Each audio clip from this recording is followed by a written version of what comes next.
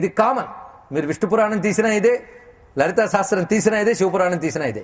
ఎందుకంటే భక్తి, ధర్మము, జీవన సరళి, ముక్తి కోసం ప్రయత్నం అన్ని చోట్ల ఒకటి, ఎక్కడైనా ఒకటే ధర్మం. అందుకే శివపురాణంలో ఒకటి, విష్ణు పురాణంలో ఒకటి ఉండదు, అన్ని చోట్ల ఒకటే చెప్తాడు.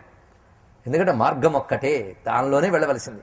మైత్రి, కరుణ, ముదిత, ఉపేక్ష. చూడండి, ఇందులో మైత్రి అంటే మిత్రభావం. ఎందుకంటే సృష్టిలో మనతో సమాన స్థాయి ఉన్న వాళ్ళు ఉంటారు, మనకంటే ఎక్కువ స్థాయి ఉన్న వాళ్ళు ఉంటారు, మూడవది మనకంటే తక్కువ స్థాయి ఉన్న వాళ్ళు ఉంటారు, నాలుగో వాళ్ళు మనల్ని మీద ద్వేషం పెట్టుకున్న వాళ్ళు ఉంటారు. అంతే కదా, ఇంతకంటే ఏమన్నాయి రిలేషన్స్ చెప్పండి.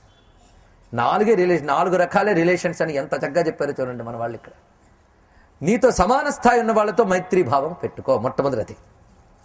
నీకంటే వాడు ఎక్కువ స్థానంలో ఉన్నాడు, వాడి పట్ల ముదిత భావం పెట్టుకో. ఆహా, వాడు చాలా ఆనందంగా ఉన్నాడు. అంతేగాని వాడు నీ పక్కనే 2 అంతస్తులు కట్టగానే కళ్ళలో మంటలు పెట్టుకోవడం కాకుండా, ఓ మంచి ఇల్లు కట్టుకున్నాడు, బాగున్నాడు, సుఖపడుతున్నాడు, వాడు సుఖపడుతున్నాడని వాడు కళ్ళల్లో ఆనందం చూసి నువ్వు ఆనందం పొందగలగాలండి. అది గొప్ప మాట.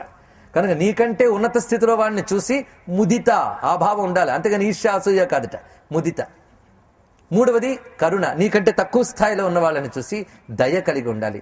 దయ కలిగి ఉంటే వాడిని చూడగానే కళ్ళ నీళ్ళు పెట్టుకోవడం అని కాదు అర్థం. వాడికి నువ్వు చేయగలిగింది చేయడం, దయ పుడితే కదా చేస్తాం.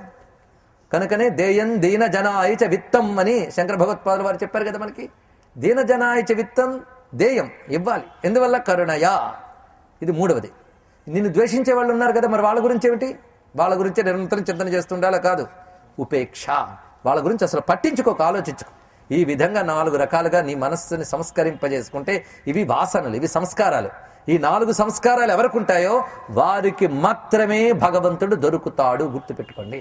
కనుక హరిస్మరణ చేస్తే దొరికిపోతాడంటే హరిస్మరణ ఇలాంటి సంస్కారాలతో చేయాలి. అది ఇక్కడ